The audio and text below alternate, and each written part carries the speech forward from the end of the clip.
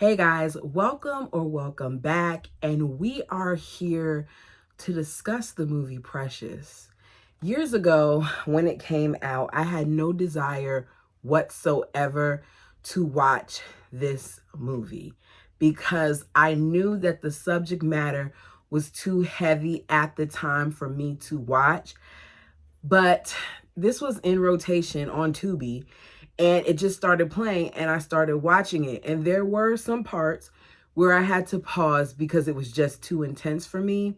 So I'm going to make it be known early on in this video that this may be triggering for some people.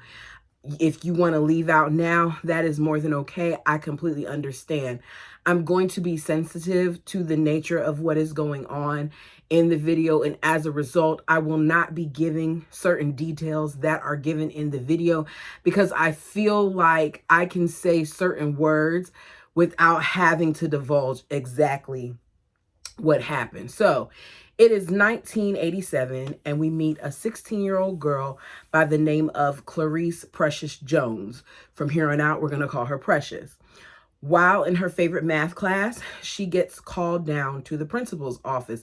Now, you hear her narrating throughout the video, so she seems like there are a lot of kids that are intimidated by her. She's a lot larger than the people around her, not just in height, but in size. She's darker complected. So there are things that you can tell that may make her stand out. But she's being called down to the principal, not because she necessarily did anything wrong, but because she is pregnant with her second child. So the principal tells her, look, you're in junior high, you're 16, and you're pregnant with your second child. I need to have a meeting with you and your mom and myself. She tells the principal, I don't think that's a good idea. You don't want to come by my house. You don't want that. You want to do that. And the principal wants to know why. She's like, is there anything wrong at home? And of course, most children who are going through serious things, a lot of times they don't just divulge that information freely. That's a thing where they really have to feel like you're someone that they can trust or be comfortable with you, or just finally be ready, because a lot of kids don't tell the bad things that go on in their home. You're told that you're not supposed to say anything, and that's what they do. This is hard to watch because there are so many messed up things going on, and clearly you can see that something is wrong. So we find out that Precious lives in Harlem with her trifling, vile, disgusting, unemployed mother, whose name is Mary. And Mary is being played by Monique. Mary is a piece of work that subjected her child to physical, verbal, and assault and abuse. I mean, within minutes of it, we see her hitting her in the head with something while she's washing dishes, to the point where Precious passes out. And as she's passed out, we see an image of her being thrown on a bed with a man standing over her. From time to time, we see her drift off. Her drifting off is the way that Precious finds her way out of traumatic daily life, because she escapes in these daydreams and these visions, in these moments where she's in a happy place, where she's loved and appreciated. So we find out later that the man that we see standing over her while she's laying in bed is her nasty father. Yes, you heard me correctly, her father, her actual father, which is part of the reason why her mother hates her, but we'll get into that. Rather than calling that man what he is, which is a predator, her mother rather abused her daughter because, in her words, she's dark and she's fat and she resents her. So the baby that she's already had, because we find out that she has already had one child, remember I told you with the principal, is not there. We don't know where the baby is yet, but the baby's not there. And now the one that she's currently pregnant with. The family resides in Section 8 and it's housing and survives on welfare, which is all that Mary is concerned about, is that welfare money. She wants the welfare money. She wants Precious to cook. She wants Precious to make sure that her needs are met. She wants Precious to do every and everything. Precious' first child is a girl who has Down syndrome. Her name is Mongoloid. They call her Mongo for short. She had her at home on the kitchen floor while her mother kicked her in the head. Because, as I said, her mother is a vile human being. Mongo is being cared for by Precious's grandmother. Even though Mongo does not live with them, Mary forces the family to pretend like Mongo lives there. That way she can reap the extra money that they would get for Mongo from the government. So this is an advantage of this woman taking complete advantage of the situation. I don't understand why the grandmother, who seems to love the baby, is even allowing the daughter Mary to do this, but for whatever reason she is. So at one point we see Mary being asked questions by the social worker. The mom purposely comes over with the granddaughter, and that's the only time that Precious really gets to see her.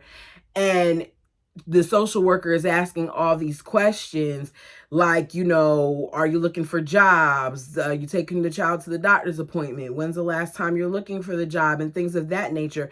Because one of the requirements in order to gain assistance is that you actively look for jobs. But rather than actively looking for work, her job is smoking cigarettes, sitting home, torturing her daughter. She has no interest in getting jobs, and she's not looking. So the junior high principal stops by the house, ringing the buzzer. Precious is not allowed to let her up.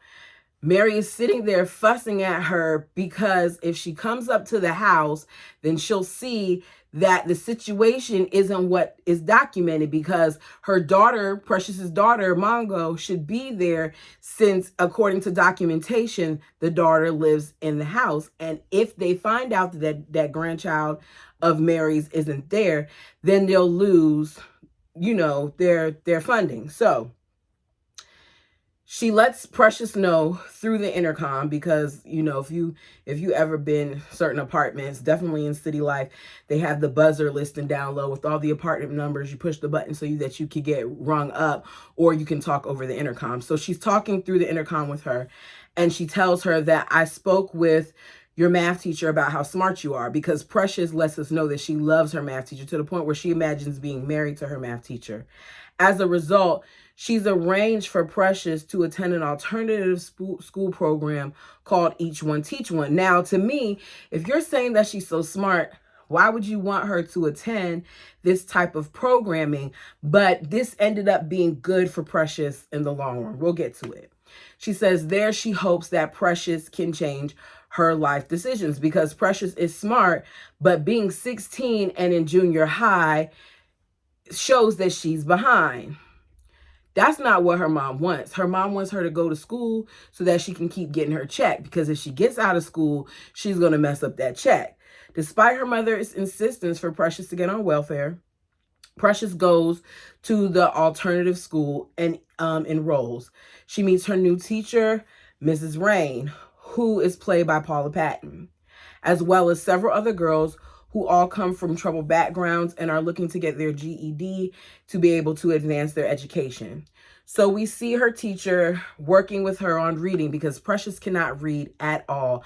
I mean, I think the word was a day at the shore, and she could not read a day at the shore. She struggled to read day. So there was no reading ability prior. And then we see Miss West, the school social worker. Well, she's not the school social worker. She's the social worker that is designated to Precious, that Precious is speaking with at the welfare office, which is played by Mariah Carey. While getting to know Precious, she ends up finding out her backstory. So she's the one that initially found out about Precious's children being fathered by her child. And when she said it at first, she realized she let it slip, so she tried to take it back, but it was too late. The social worker understood what she was saying, and she is the one that finds out about the type of mother, and I use that term loosely, Mary is. So we see Precious continuing the GED program, going and all that other stuff. Life begins to turn around for her, and she slowly starts to learn to read and write with the help of Miss Rain. She's finding herself inspired by her.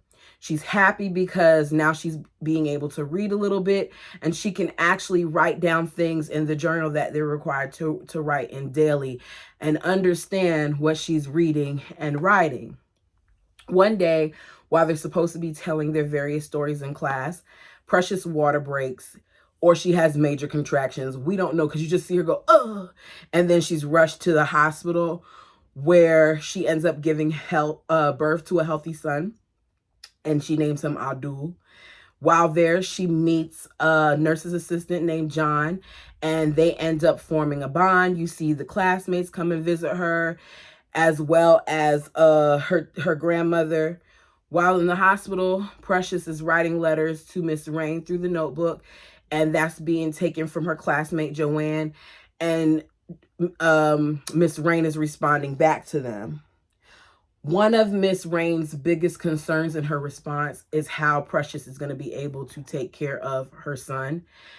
And she feels like, if you want to further your education and all those things, you may have to consider, giving up the baby. And Precious makes it adamantly clear that that's not what she's going to do. We see her enjoying herself in the hospital. Now, it looks like she was at the hospital for a long time, because she has cards and pictures. And while she's leaving, John, her nurse's assistant, gives her a card with $20 in it. Like, you see all these things happening, but she's not there that long, because by the time the baby gets home, the baby's 3 days old. Precious returns home, where she finds her mother, Mary, waiting for her. Mary asks her if she can hold Abdul.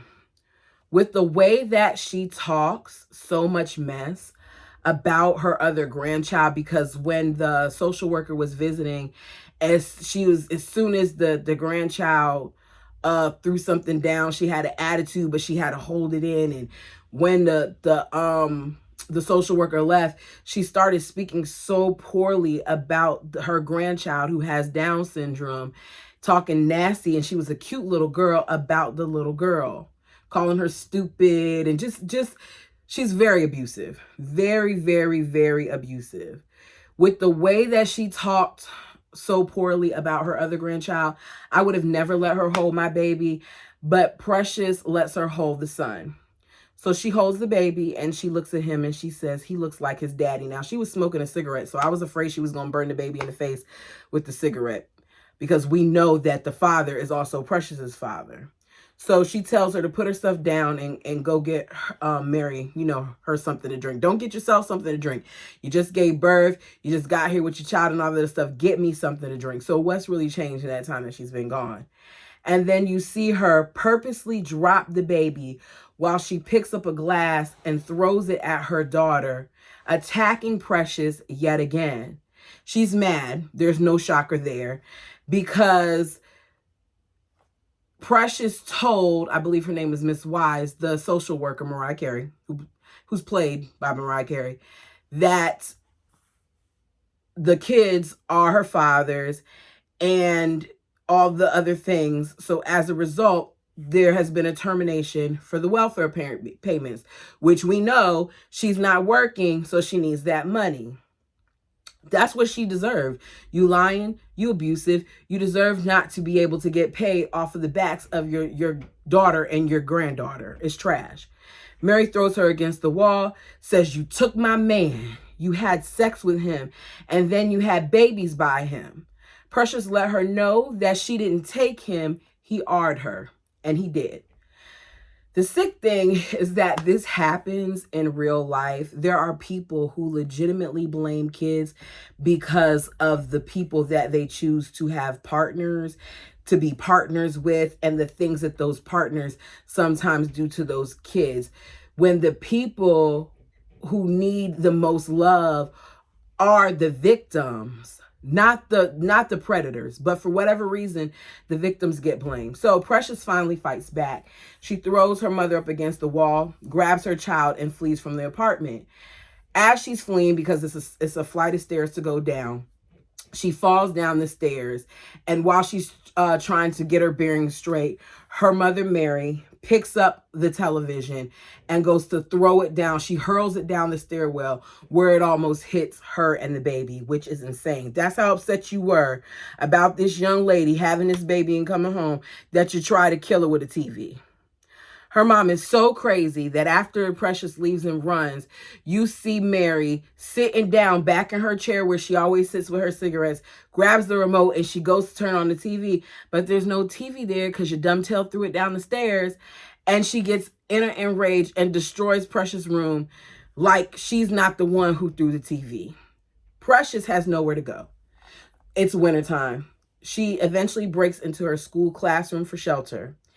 The next day, or I'm guessing it's the next day, Miss Rain discovers Precious and the baby sleeping, and she frantically calls different shelters and organizations trying to find a place for Precious and Abdul to reside. They end up staying with Miss Rain and her living girlfriend for the holiday, yet some more peace for that young lady for the night. They even got her a Christmas gift. While she's there, you're hearing her narrate about all the things that her mother has said about same-sex couples, which is ironic because you can allude to some of the things that said by her mother, like Precious make me feel good, after you see her mother looking like she's satisfying herself.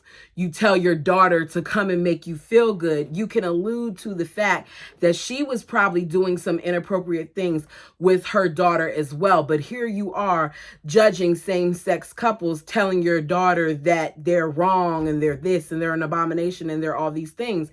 And Precious is narrating, say, my mom says all these bad things, but they aren't the ones who are not letting me be in class to actually learn. They aren't the ones who are abusing me. They aren't the ones who are treating her so poorly. It's her. And it's in this instance where these same-sex couple is actually caring about her. So she's learning. Miss Rain takes Precious and Abdul to find assistance. She ends up winning a literacy reward, and Precious is able to continue her schooling while raising her son because she's staying in a halfway house. Educators really do make a difference. If you are an educator who cares, you even make a bigger difference. I have several friends that are in education, and I see some of the sacrifices that they make for their kids. And yes, I said their kids. They make them for their kids to make sure that they're taken care of. I've seen one of my friends on off days go on the weekend and pick a child up from their home just so they can get away from a house that didn't have any food in it and take them out to eat and buy groceries. Like, I've seen things done by educators who care. And if you are an educator, kudos to you, because you never know what you do. I understand that it's not easy. I understand that there are some, rotten apples in the bunch. But if you can reach just one, understand that you're making a difference. Let me get back to the notes. At some point, Mary comes to see Precious. We know now it's been at least 9 months because before she sees her, she says, Abdul's 9 months old now. He can count and he's soon going to be walking and he's so much smarter than me. So it's been at least 9 months since they've seen each other. So I'm thinking she's coming to apologize. That's not why she's coming. Instead, she's coming to inform Precious of her father's death from AIDS. Precious says, "Do you have it?" And she says, "No, I know I don't have it." And she says, "How do you know?" And she says, "Because we never had anal." Which further goes to show her mother's ignorance, because that isn't associated with just that one type of intercourse. But as I said, in the time period this was, that was what some people were thinking. So she assumed just because they didn't have that form of activity that she couldn't have it. And Precious tells her, Regardless, you should get to a doctor, Mom. She's asked by Mary, Precious, are you going to come home? And Precious doesn't respond. She just walks off. We then see Precious get tested, and she learns that she is HIV positive, but even though she was breastfeeding her child is not. So the only person that she ever was, I don't even want to say that she slept with them, because that denotes what was really done to her. The person who assaulted her, the person who took her innocence, the person who did all these things to her, gave her what some may deem as a death sentence, but I'm not going to call it that, because I have a family member with it, and I'm not going to call it a death sentence. I refuse to. I'm going to say that it is a change of life. It is a disease that puts you at risk. And it's a shame that her experiences, every experience that she ever had, was with this person. It's just sickening. Okay, I don't want to go too much into that. So while in class, she's sitting there and they're told to do their normal exercise, which is they write in their book daily. And normally Precious doesn't waste any time to do it, but Precious is just sitting there, and on her paper it says, "Why me?" So Miss Rain tries to get her to express herself and tells her to write in her book. And she says she can't. She just found out by the nurse that she's HIV positive. Miss Rain says, this is the time to express yourself. You know, this is the time for you to write. You can tell she's taken aback. Miss Rain's eyes are welled up with tears, but she's encouraging her to write it down. She says, Miss Rain, I never had a boyfriend. My father told me that he was going to marry me. He said he was going to do it when it's illegal. That's how screwed up this young lady's life was. Miss Rain says, if you don't do it for yourself, if you don't write for yourself, write for the people who love you. And she said, love beat me, Miss Rain. Love called me an animal. Love made me feel worthless. Love made me sick. Miss Rain said, Precious, that wasn't love. Your baby loves you, and I love you. Write. And she writes. We then see Precious going to see her social worker again. Precious distracts Mrs. Wise by telling her she's thirsty. She steals a case file from her office. I don't know why she felt the need to do this, but she did. She goes back to school, shares with some of them what she found in her case file, tells them that she was discouraged by some of the stuff that they said, that they recommended for her to stop school and to just work, but her fellow students encouraged her to not do that, as well as her teacher. She then begins to go to survivors of assault meetings, and she hopes for the future.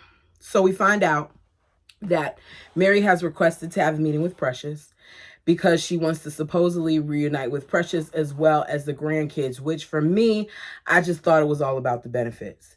So Precious meets with her mom. The social worker tells her, we need to talk about the abuse. If we're going to talk about anything, first we need to talk about the abuse. Now, she tries not to talk about it, but Ms. Wise isn't having it. Ms. Wise keeps bringing her back to the abuse. She says, we need to talk about what's going on in the home. She didn't even realize when Precious was born because she first called her a summer baby, but she wasn't born in the summer. She said she was born in like November or something, which clearly isn't the summer. Ms. Wise wants to know when the abuse started. And we find out that this young lady was 3 years old the first time she was abused. She allowed that man to touch her child as early as 3 years of age. I am not going to go into details about what she said because the thought of it makes me sick, because this happens more than you know. It's bad enough to have your innocence taken away. It's bad enough to be treated this way. But what makes it worse is that your own mother okayed it. Your own mother allowed it to be done. And in her description, at times, she saw it. Which is why I said this is very triggering in listening to what she says. It's sick. Miss Wise confronts Mary about her and Carl's abuse of Precious, about how bad that is to do that, even as she's crying. And normally your social workers aren't supposed to do that, but she's so distraught by what this lady told her that she's crying. Now, Mary's crying too, but you don't feel bad for Mary. You're just so appalled by what she's saying. Mary tearfully confesses that she always hated Precious for stealing her man by letting him abuse her and for eventually making him leave. Can you believe that? She actually used the words "let him," like that little girl had a choice in the matter of what that man did to her. She said she would just sit there. If she felt so bad about it, why didn't she make a sound? Which lets you know that even as Mary is telling her story, she still doesn't feel bad about what was done to Precious. She's still blaming Precious. So Precious tells Mary that she finally sees her for who she really is, and she walks out. She grabs her babies and she walks out. She leaves with Mongo and she leaves with Abdul. Mary then begs Miss Wise to retrieve her daughter and her grandchildren, but Miss Wise just silently walks away, leaving Mary distraught. I wonder if she was really distraught or if she was just feeling sad for herself because she was all alone. She said it wasn't about the money, but you can't believe anything that woman says. Y'all let me know down below what you think. Precious leaves the meeting, lets it be known that she's planning to complete a GED test. In the beginning, her score was like as low as a 2 on something, and now it's already moved up to over a 7. And so now she went from not being able to read at all to now being able to read at an 8th grade level. And next year she plans on being able to read at a high school level so she can get her high school equivalency diploma, followed by college. You see her walking into the city with her children, ready to start a new life with both of her kids and a brighter future for them. And at the end of the movie, it says, "For precious girls everywhere." And that's the end. I know this was a little heavy. I tried to make sure that I didn't include too much of what was going on. If you plan on watching it, I will tell you that there are scenes where you can tell exactly what's about to happen. It doesn't show the whole thing play out, but it does show clips. And there are times, more so towards the end, where Monique gets very descriptive with what she allowed to happen to her 3-year-old child. You all, if you have not done so already, please like the video, comment, and let me know what you think about this. Do we feel in the end that Mary, which is Precious' mother, was really sorry? Until next time.